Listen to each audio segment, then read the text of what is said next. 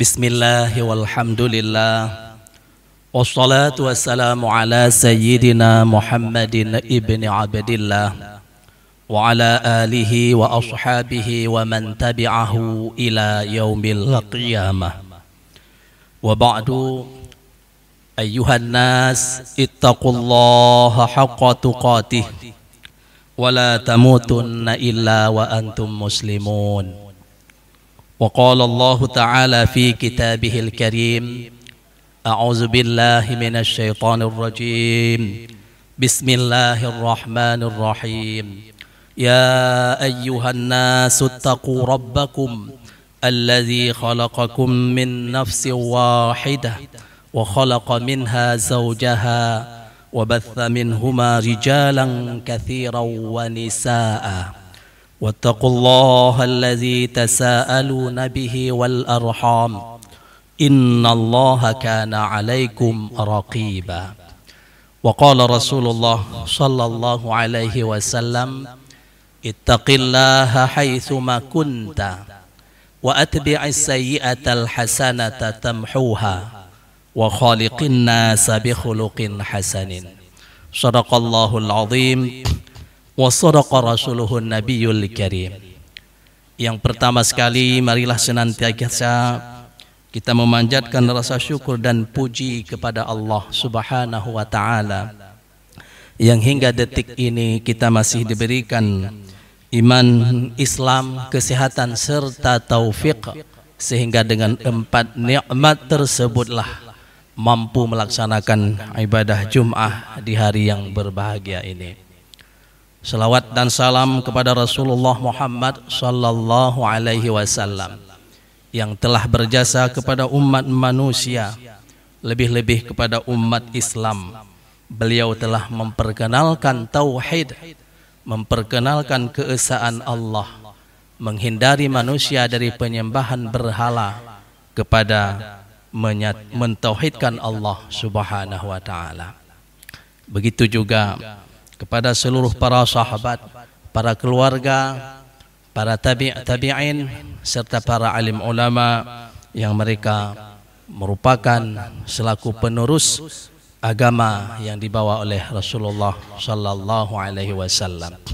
Hadirin jamaah Jumat yang dimuliakan Allah, marilah sambil kita berniat i'tikaf di dalam rumah Allah ini, kita menghayati kembali sebuah pesan Rasulullah sallallahu alaihi wasallam yang sudah khatib bacakan tadi. Pesan tersebut merupakan sebuah hadis yang bersumber daripada Abu Dzar Jundub bin Junadah dan daripada Muaz bin Jabal, dan hadis ini diriwayatkan oleh Imam At-Tirmizi dengan status hadisnya sahih dan hasan sahih, di mana Rasulullah sallallahu alaihi wasallam berpesan, ittaqillaha haitsuma kunta, bertakwalah kamu kepada Allah dimanapun engkau berada. Yang kedua, kata Rasulullah, wa atbi'is sayyi'atal hasanata tamhuha, iringkanlah perbuatan salahmu dengan perbuatan baik yang akan menghapus kesalahan tersebut. Dan yang ketiga, pesan Rasulullah, wa khaliqin nas bi khuluqin hasan, pergaulilah manusia itu dengan akhlak yang baik. Jamaah yang dimuliakan Allah, yang pertama tadi anjuran Rasulullah kepada kita semua agar bertakwa. Makna takwa antara lain disebutkan di dalam kitab Taisirul Khalaq, hiya imtithalu awamirillahi azza wa jalla wajtinabu nawahihi sirra wa alaniyah. Takwa adalah menjunjung perintah Allah Subhanahu wa ta'ala dan menjauhi larangan-larangannya, baik secara terang-terangan maupun secara tersembunyi-tersembunyi. Dengan demikian maka dapatlah kita memahami bahwa lapangan ataupun ruang lingkup takwa itu sangat luas. Ada perintah-perintah, ada larangan-larangan. Perintah-perintah itu sungguh sangatlah banyak, dan larangan-larangan itu sungguh pun juga sangat banyak. Ketika seorang hamba menjunjung perintah itu dengan melaksanakan, menjauhi larangan itu dengan tidak mengerjakan, maka dia sudah berada di dalam ketakwaan kepada Allah Subhanahu wa taala. Hadirin yang dimuliakan Allah, lalu Rasulullah mengaitkan dengan kalimat haitsuma kunta, di mana saja kamu berada. Ini memperluas makna kesempatan seorang hamba Allah itu untuk melakukan ketakwaan. Ketakwaan tidak hanya terbatas di masjid, ketakwaan tidak hanya terbatas di musalla, tidak hanya terbatas di pesantren, tetapi dimanapun. Bisa jadi ketakwaan di pasar, bisa jadi ketakwaan di jalan raya, bisa jadi saat bertransaksi atau bermuamalah dengan sesama umat manusia. Karena di dalam itu semua pasti kita akan berhadapan dengan hal-hal larangan-larangan dan dengan hal-hal perintah-perintah. Jamaah yang dimuliakan Allah, takwa ini hal yang sangatlah penting, yang membuat seseorang bernilai tinggi di mata Allah adalah ketakwaan. Inna akramakum indallahi atqakum. Sesungguhnya kalian yang paling mulia adalah yang paling tinggi takwanya. Oleh karena itu jamaah yang dimuliakan Allah, kita dituntut untuk terus meningkatkan ketakwaan, mempertahankan ketakwaan hingga akhir hayat. Maka karena itulah di dalam Al-Quran Allah Subhanahu wa ta'ala banyak sekali menyebutkan perintah kepada manusia untuk bertakwa. Di antaranya ayat yang sudah khatib bacakan di awal, terdapat di dalam surah An-Nisa ayat yang pertama, yang maksudnya ya ayyuhan nas, wahai manusia, ittaqu rabbakum, bertakwalah kalian kepada Tuhanmu, allazi khalaqakum min nafsi wahidah, yang telah menciptakan kalian dari satu jiwa, maksudnya Adam, wa khalaqa minha zaujaha, lalu dari jiwa yang satu itu dia ciptakan pasangannya yaitu Hawa, wa batha minhuma rijalan katsiran wa nisaa, lalu dari kedua jiwa itu Allah kembang biakkan menjadi laki-laki dan perempuan yang jumlahnya sangat banyak.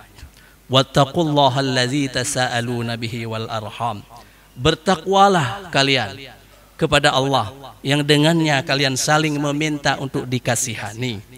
Innallaha kana 'alaikum raqiba, sesungguhnya Allah Maha mengawasi terhadap kalian semuanya.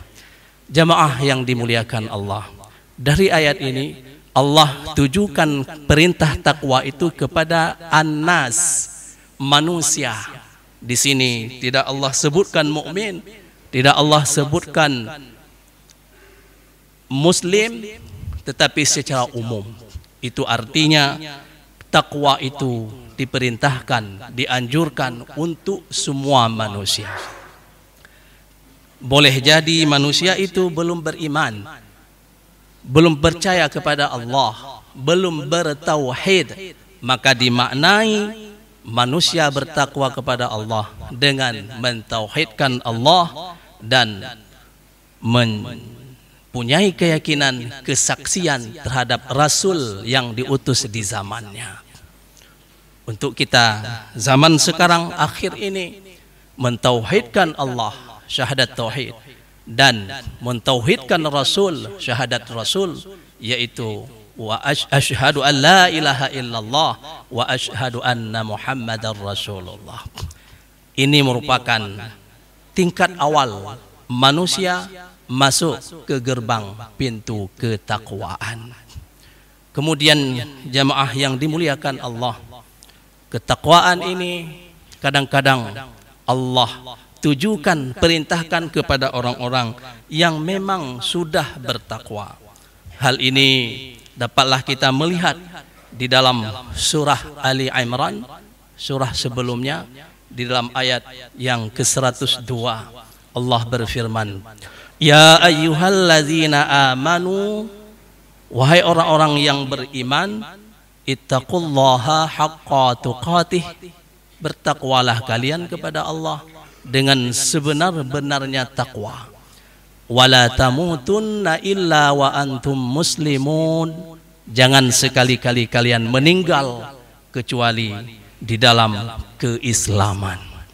Maka dari ayat ini menunjukkan takwa itu Allah tujukan kepada orang-orang yang memang sudah beriman, sudah percaya kepada Allah, sudah percaya kepada malaikat dan Rasulullah serta hari kiamat.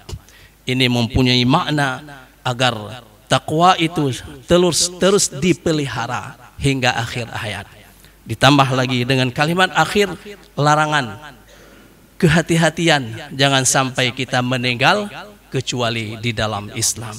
Ini artinya takwa itu mesti membekas kuat di dalam hati sanubari orang-orang mukmin hingga akhir hayat. Jamaah yang dimuliakan Allah, maka oleh karena itulah kita patut bersyukur diberikan nikmat iman, diberikan nikmat ketakwaan oleh Allah, meskipun kadang-kadang kita tidak banyak diberikan nikmat duniawi. Seorang hukama ada mengungkapkan, innan ni'matad dunya yu'tillahu liman yuhibbuh wa liman la yuhibbuh, walakinnan ni'matal iman yu'tillahu liman yuhibbuh. Nikmat duniawi diberikan kepada siapa saja oleh Allah, apakah dia dicintainya ataupun tidak. Akan tetapi nikmat iman dan ketakwaan itu hanya diberikan oleh Allah kepada orang-orang yang dicintainya. Maka bersyukurlah kita atas nikmat takwa tersebut. Jamaah yang dimuliakan Allah, tentu kita masih bertanya-tanya bagaimana cara supaya takwa itu terus meningkat. Ini perlu dirawat, perlu diberi pupuk dengan melakukan, menambah kebaikan-kebaikan. Boleh kita mulai, mungkin selama ini kita sholat 5 waktu, bolong-bolong, kadang na, kadang tan. Maka mulailah dengan bertaubat, dengan selalu melaksanakan sembahyang dengan hanali pri-pri. Mungkin bagi yang sudah rutin melaksanakan ibadah sholat, tidak pernah tinggal lagi, tetapi masih sendiri sholatnya di rumah, boleh ditingkatkan takwa itu dengan berjamaah di masjid-masjid, di menasah-menasah. Pahalanya jauh lebih besar. Salatul jamaah afdal min salatil fadzi bi 27 darajah. Salat berjamaah lebih besar derajatnya dibandingkan salat sendirian dengan 27 derajat. Boleh jadi itu semua sudah bagus, tetapi baca Al-Quran tidak pernah, jarang. Lebih banyak habis waktu dengan handphone, Facebook, WA dan lain sebagainya. Maka boleh kita ubah, tingkatkan kepada lebih sering membaca Al-Quran. Boleh jadi tidak pernah mengikut pengajian-pengajian, lebih sering nongkrong di warung kopi berjam-jam sampai subuh. Ditambah lagi dengan mungkin ada melakukan perjudian-perjudian dan lain-lain sebagainya. Tinggalkan itu semua dengan bertaubat, dengan beralih kepada mengikuti pengajian-pengajian. Maka itu adalah bagian daripada meningkatkan ketakwaan. Jamaah yang dimuliakan Allah, lalu pesan Rasulullah yang kedua tadi, iringkanlah perbuatan salah, perbuatan jahat dengan perbuatan baik yang akan menghapus kesalahan itu. Ini dimaksudkan bertaubat. Tidak ada manusia yang tidak ada salah. nenek moyang manusia pertama, hanya satu larangan di surga, tapi bisa khilaf. Maka apalagi kita manusia di bumi hari ini, keturunan-keturunannya bukan satu larangan, tetapi 1001 larangan. Ini haram, itu haram. Tentu peluang untuk salah sangat lebar dan sangat banyak. Tetapi janganlah berkecil hati. Allah Maha Pemurah, Maha Rahman, selalu membuka pintu taubat untuk hamba-hambanya selama nyawanya belum ghargharah sakaratul maut, selama matahari tidak keluar dari barat. Oleh karena itu jamaah yang dimuliakan Allah, ini kesempatan yang Allah berikan kepada kita. Tiap hari kita mesti bertaubat kepada Allah. Hanya kita yang tahu apa kesalahan kita dan Allah Subhanahu wa taala.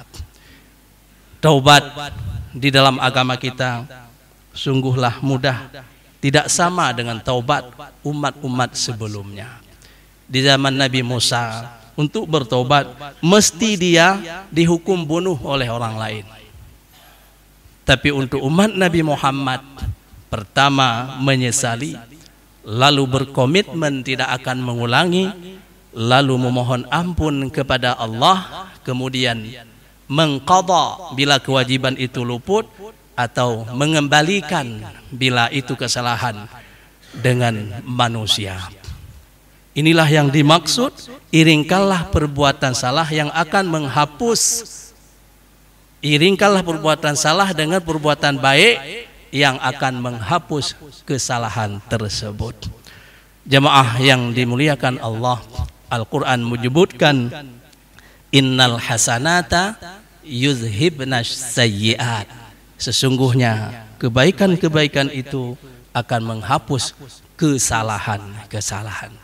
Yang terakhir jamaah yang dimuliakan Allah, Rasulullah pesan wa khaliqin nas bi khuluqin hasanin. Bergaullah dengan manusia dengan pergaulan yang baik. Manusia itu boleh jadi orang tua, itu paling utama. Boleh jadi para guru-guru kita, ustadz-ustadz, tengku-tengku, dosen kita. Boleh jadi manusia itu keluarga kita, anak istri. Boleh jadi manusia itu rekan sejawat, tempat kita bekerja bersama-sama. Maka di sini pesan Rasulullah Shallallahu Alaihi Wasallam bergaul dengan baik. Maksud bergaul dengan baik yaitu Anda memperlakukan orang lain sebagaimana Anda suka diperlakukan dengan cara demikian. Itulah maksud memperbaik, berhubungan baik, bergaul dengan baik bersama dengan orang-orang yang lain. Jamaah yang dimuliakan Allah, maka dalam hal ini apabila pemimpin rumah tangga mengamalkannya, tidak akan ada konflik di dalam rumah tangga. Pemimpin gampung Pak Geci memperlakukan manusia dengan baik, maka jauh daripada konflik. Dan seterusnya sampai kepada camat, bupati, gubernur, sampai kepada presiden sekalipun. Tetapi dalam perjalanannya, apabila hal-hal yang melenceng, negatif, mencederai, menyakiti manusia lain, maka terbukalah pintu-pintu konflik itu. Inilah rahasia besar Rasulullah Shallallahu Alaihi Wasallam ketika kita menghayatinya, merenungkannya, sungguh banyak hikmah-hikmah yang terdapat di situ. Mudah-mudahan khutbah singkat ini akan berbekas bagi kita bersama, terutama meningkatkan ketakwaan kepada Allah hingga akhir hayat. Yang kedua, terus melakukan taubat setiap hari, setiap waktu sholat bila perlu. Yang ketiga, kita jaga hubungan baik dengan sesama sehingga umat Islam selalu bersatu padu, jauh dari keterpecahan yang disukai oleh musuh-musuh Islam. Amin ya rabbal alamin. Alhamdulillah, alhamdulillahi rabbil alamin. أشهد أن لا إله إلا الله وحده لا شريك له وأشهد أن محمدا عبده ورسوله لا نبي بعده اللهم صل على سيدنا محمد وعلى آله وصحبه أجمعين أما بعد فيا عباد الله اتقوا الله حق تقاته ولا تموتن إلا وأنتم مسلمون قال الله تعالى في كتابه الكريم أعوذ بالله من الشيطان الرجيم بسم الله الرحمن الرحيم والعصر إن الإنسان لفي خسر إلا الذين آمنوا وعملوا الصالحات وتواصوا بالحق وتواصوا بالصبر بارك الله لي ولكم بالقرآن العظيم ونفعني وإياكم بما فيه من الآيات وذكر الحكيم وتقبل مني ومنكم تلاوته إنه هو السميع العليم